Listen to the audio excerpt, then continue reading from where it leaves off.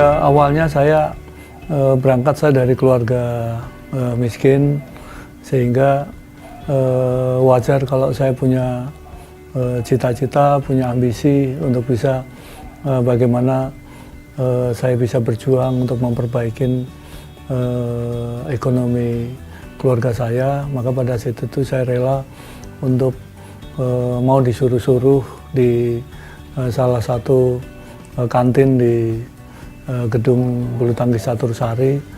Jadi awalnya saya disuruh buang sampah, disuruh nyapu lapangan, semuanya saya lakukan supaya saya bisa main badminton, walaupun dengan raket yang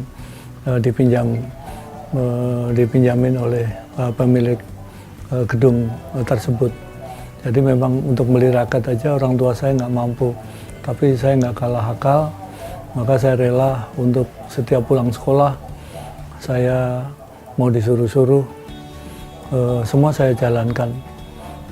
Supaya saya bisa, yang penting saya bisa badminton, suatu saat saya bisa menjadi pemain bulu tangkis nasional, bisa, yang jelas impian saya ingin merubah ekonomi keluarga saya.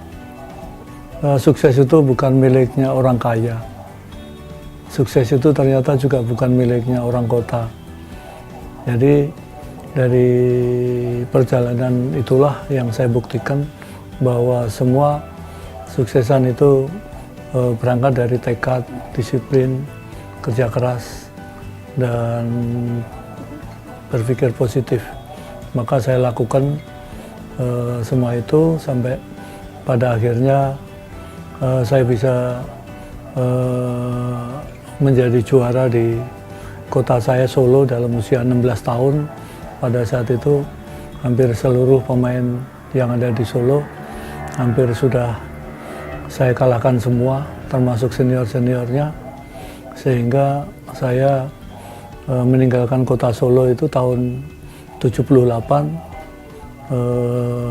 tidak dengan embel-embel bahwa di Solo masih ada pemain yang masih lebih bagus dari saya, tetapi karena seluruhnya sudah pernah saya kalahkan, maka wajar kalau saya ingin terus mencari peningkatan prestasi saya. Dan saya sendiri juga pada saat tinggalkan kota Solo, seusia 16 tahun saya nggak punya apa-apa.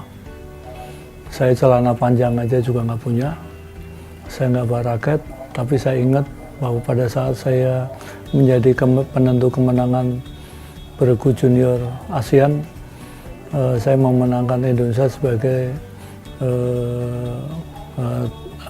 partai penentu, sebagai tunggal penentu kemenangan Indonesia melawan Malaysia. Nah, di situ saya akan dibantu oleh salah satu perusahaan alat olahraga. Nah, itulah saya berangkat ke Jakarta. Sehingga setelah di Jakarta, baru saya diberikan peralatan-peralatan dari salah satu perusahaan yang mengontrak saya. Nah, disitulah mulai perjuangan itu dimulai. Makanya saya merasakan bagaimana 3 bulan saya di Jakarta untuk membeli satu buah jambu seharga Rp1.000 aja saya nggak punya. Maka saya ingat betul itu menjadi tekad yang kuat, sehingga setelah saya di Jakarta hampir nggak ada hari tanpa latihan. Jadi saya ingin buktikan bahwa juara itu nggak datang tiba-tiba, tetapi memang harus dikejar. Jadi sukses itu memang harus diraih dengan dikejar. Jadi tidak datang tiba-tiba. Maka saya buktikan bahwa Allah menciptakan saya dengan segala kurangnya saya, tetapi saya yakin di balik kurangnya saya ada lebih yang saya miliki, yang diberikan oleh Allah. Maka itulah, kalau saya nggak punya semesan jumping smash yang kuat, saya harus punya pertahanan yang kuat. Kalau orang punya kecepatan yang keras, saya harus punya performance endurance yang kuat. Makanya saya bisa buktikan 2 minggu sebelum saya juara dunia tahun 83, saya mampu lari siang di stadion utama sebanyak 75 putar di siang hari. Saya mampu skipping rope 22 menit tanpa berhenti. Saya bisa jalanin hampir tiap hari. Saya sit up hampir 400 kali.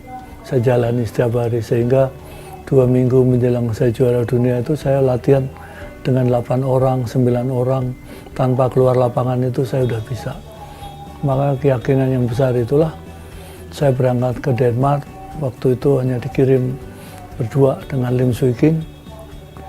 Maka saya akan tunjukkan dalam usia 20 tahun, saya ingin tunjukkan bahwa saya sebagai orang kampung, sebagai orang miskin, saya harus mampu menjadi juara dunia supaya paradigma itu yang ingin saya pecahkan. Iya, usia 20 tahun dan alhamdulillah sampai sekarang rekor sebagai juara dunia termuda tunggal putra belum terpecahkan sampai sekarang.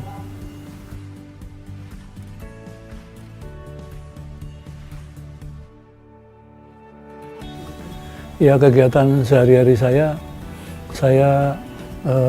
sekarang saya aktif di KONI Pusat sebagai salah satu ketua bidang, dan saya juga masih memimpin IANI, Ikatan Atlet Nasional Indonesia, dari para mantan-mantan atlet nasional dari berbagai cabang olahraga. Dan saya sekarang yang aktivitas saya sehari-hari ya, saya mengelola Icuk Sugiharto Training Camp di Sukabumi. Saya membuat camp untuk saya persembahkan ke semua cabang-cabang olahraga yang ingin melakukan training center, bukan hanya bulu tangkis, tetapi untuk berbagai cabang olahraga yang seperti tahun lalu camp saya atau ISTJ juga digunakan kurang lebih 6-7 cabang olahraga, melakukan training center persiapan SEA Games di tempat saya. Saya nggak pernah menanyakan kepada negara apa yang bisa diberikan ke saya, tapi selalu saya tekankan kepada diri saya apa yang akan saya berikan ke negara ini.